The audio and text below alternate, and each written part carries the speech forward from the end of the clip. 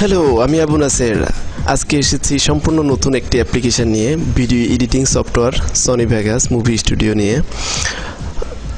আমার একসময় খুব বেশি শখ ছিল ভিডিও এডিট করার, ভিডিও এডিটিং শেখার। মানে এখন মোটামুটি বলা যায় এসেনশিয়াল যে এইটুকু এডিট করার ক্ষেত্রে দরকার সেটুকু আমি শিখেছি সনি ভেগাসের মাধ্যমে।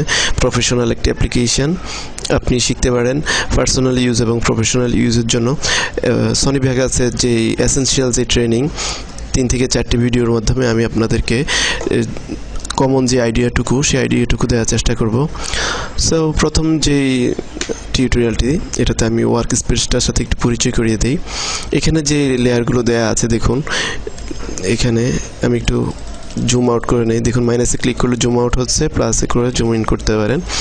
এটা হচ্ছে ভিডিও অডিও টাইম লাইন। টেক্সটের জন্য এটা, ভিডিও ওভারলের জন্য আপনি কখনো 2টি ভিডিও উপর নিচে করে ওভারলে করতে পারেন। ভয়েস আপনি অ্যাড করতে পারেন এই লাইনে, মিউজিক অ্যাড করতে পারেন, সাউন্ড ইফেক্ট অ্যাড করতে পারেন। তারপর এখানে যে বাটনগুলো আছে এগুলো আমরা যে ভিডিওটা এডিট করব সেটা কন্ট্রোলের জন্য আমরা সবাই এই টুলগুলোর সাথে পরিচিত। তারপর এখানে দেখুন ভলিউমের জন্য আপনি এখান থেকে ভলিউম বাড়াতে কমাতে পারেন। তারপরে এখানে দেখুন ট্রানজিশন, ভিডিও এডিট করার ক্ষেত্রে একটি থেকে সিকোয়েন্স থেকে অন্য একটি সিকোয়েন্সে যাওয়ার ক্ষেত্রে আমরা এই ধরনের ট্রানজিশনগুলো দরকার হবে। তারপর ভিডিও এফেক্টস, ভিডিও এডিট করার ক্ষেত্রে এক এক ধরনের ইফেক্টের জন্য আমরা এই ধরনের এফেক্টস ইউজ করব। তারপর এডিটিং শেষে আমরা মেক মুভি ইউজ করে রেন্ডার ভিডিও আউটপুট করতে পারবো। তারপর এখানে যে অপশনগুলো আছে এখান থেকে আপনি ইনসার্ট করার বিভিন্ন জিনিস ইনসার্ট করার জন্য আপনি ইনসার্ট ইউজ করতে পারেন। যাই হোক, এগুলো যখন ভিডিও এডিটিং শুরু করব তারপর এগুলোর সাথে পরিচয় করিয়ে দেব। এখানে যে টুলগুলো এগুলো ভিডিও এডিট শুরু করে আপনাদেরকে দেখিয়ে দেব। ওকে, প্রথমে আমি এখানে দেখুন আমরা নীলগিরিতে গিয়েছিলাম, ওইখান থেকে রেকর্ড করা একটি ভিডিও আপনাদের জন্য আমি ইউটিউবে আপলোড করেছি, আপনি দেখতে পারেন। সমতল ভূমি থেকে প্রায় 300 ফিট উপরে গিয়েছে, 3000 ফিট উপরে মেঘের উপরে ছিলাম আমরা একদিনের জন্য। যাই হোক, ভিডিওটি আপনার দেখার ইচ্ছা থাকলে ইউটিউব থেকে দেখে নেন। তারপর আমরা ভিডিও এডিট করার ক্ষেত্রে আমরা সাধারণত প্রথম যে কাজটি বুঝি সেটি হচ্ছে অপ্রয়োজনীয় অংশ ডিলিট করে ফেলা, ক্রপ আউট করে ফেলা, প্রয়োজনীয় অংশ রাখা। তাহলে আমরা ধরুন প্রথম এই অংশটুকু আমি রিমুভ করব এখান থেকে। এখানে টাইমলাইনে ক্লিক করে এখানে দেখুন ভিডিও লেয়ারে ভিডিও এসেছে, অডিও লেয়ারে অডিও, ভয়েসের লেয়ারে অডিও রেকর্ড অডিও এসেছে। আপনি এখানে যে আমাদের মাউসে যে হুইলটি আছে ওইটি ঘুরিয়ে zoom in zoom out timeline zoom in zoom out করতে পারেন। এডিট করার ক্ষেত্রে অনেক সময় এরকম জুম করা লাগতে পারে আপনাকে, খুব সেন্সিটিভ অংশ সিলেক্ট করার জন্য ফ্রেম বাই ফ্রেম। এখানে দেখুন প্রতিটা ফ্রেম আলাদা হয়ে যায় আমাদের। তারপর এখানে আচ্ছা, আমি edit crop in crop out করার আগে আরেকটি কাজ দেখিয়ে দিই। এখানে দেখুন সাউন্ড মুভ করার সাথে সাথে অডিও মুভ হচ্ছে। আমরা যদি এই বাটনটিতে দেখুন এখানে ইগনোর ইভেন্ট গ্রুপিং, এটিতে ক্লিক করে তাহলে আমরা সাউন্ড আলাদা মুভ করতে পারবো, ইভেন সাউন্ড সিলেক্ট করে ডিলিট করে দিতে পারবো।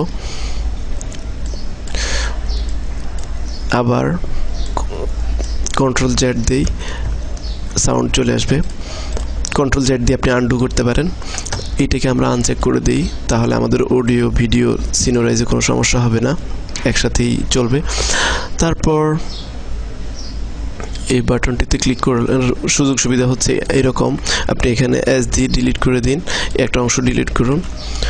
আমরা এটাকে এস দিয়ে ক্রপ করি। আপনি মনে রাখবেন আপনি যে অংশ যেখানে ঠিক ডিলিট করবেন ওইখানে রেখে, এই কার্যটি ওইখানে রেখে মুভ করে এসে প্রেস করুন, স্লাইস হয়ে যাবে। তারপর এটাকে ড্র্যাগ করে নিয়ে আসুন। এখন দেখুন আমরা এটাকে ড্র্যাগ করলে যেখানে ড্র্যাগ করবো এটা ওটুকু ভিডিও চলে আসবে।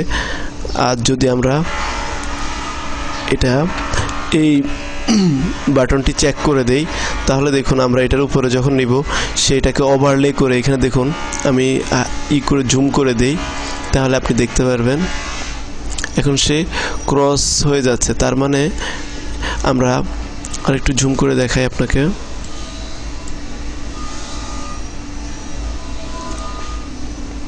যখন আমরা এই ভিডিও থেকে এই ভিডিওতে যাব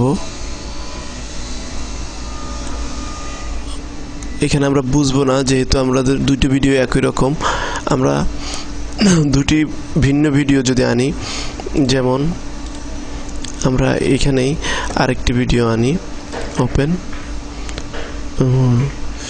যে এই ভিডিওটা নিয়ে আসি, তাহলে দেখুন এখন আমরা এই ভিডিও থেকে হঠাৎ করে ওই ভিডিওতে চলে গেলাম।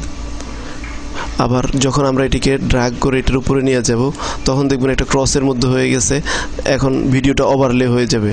একটা ভিডিও থেকে আরেকটা ভিডিওতে যখন যাবে, সে যত বেশি নেবে তত বেশি সময় সে ওভারলে করবে। এখন দেখুন